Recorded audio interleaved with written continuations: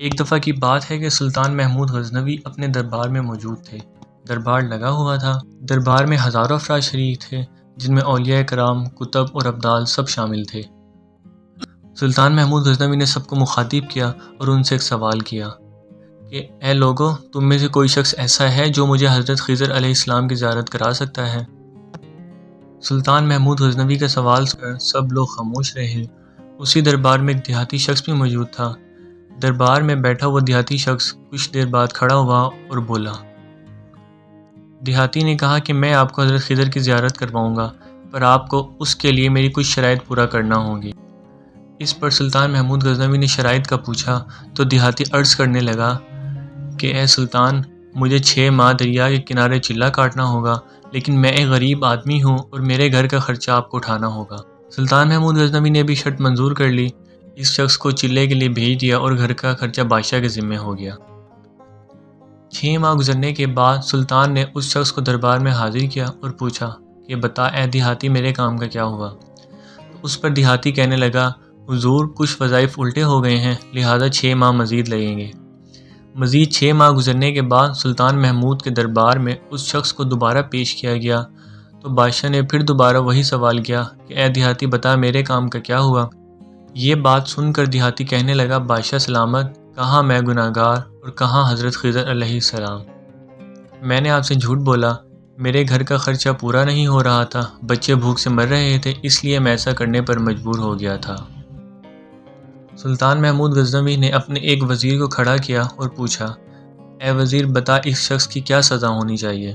وزیر نے کہا کہ اے سلطان، اس شخص نے بادشاہ کے ساتھ جھوٹ بولا ہے، لہٰذا اس کا گلا کاٹ دیا جائے۔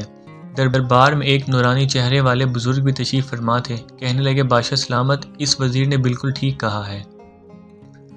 بادشاہ نے اپنے دوسرے وزیر سے پوچھا کہ اے وزیر، تو بتا کہ اس شخص کی کیا سزا ہونی چاہیے؟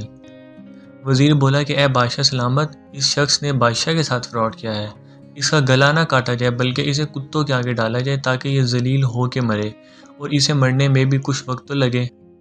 تو پھر دربار میں بیٹھے اسی نورانی چہرے والے بزرگ نے کہا، بادشاہ سلامت، یہ وزیر بالکل ٹھیک کہہ رہا ہے۔ سلطان محمود غزنوی نے اپنے پیارے غلام ایاز سے پوچھا کہ اے ایاز، تم بتاؤ کہ تم کیا کہتے ہو؟ ایاز نے کہا، بادشاہ سلامت، آپ کی بادشاہی سے 1 سال ایک غریب کے بچے پلتے رہے، آپ کے خزانے میں کوئی کمی نہیں آئی اور نہ ہی اس کے جھوٹ سے آپ کی شان میں کوئی فرق پڑا۔ اگر آپ میری بات مانیں تو اسے معاف کر دیں، اگر اسے قتل کر دیا گیا تو اس کے بچے بھوک سے مر جائیں گے۔ ایاز کی یہ بات سن کر محفل میں بیٹھا وہی نورانی چہرے والا بابا کہنے لگا، ایاز بالکل ٹھیک کہہ رہا ہے۔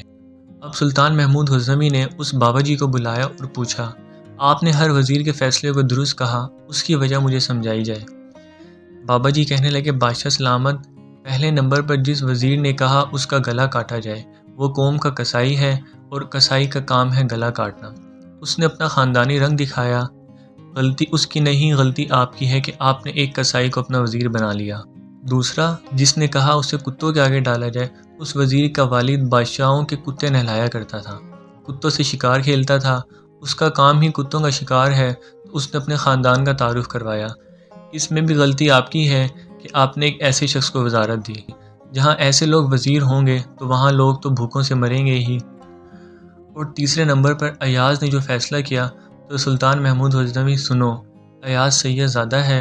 سید کی شان یہ ہے کہ سید اپنا سارا خاندان کربلا میں ذبح کرا دیتا ہے مگر بدلہ لینے کا کبھی نہیں سوچتا۔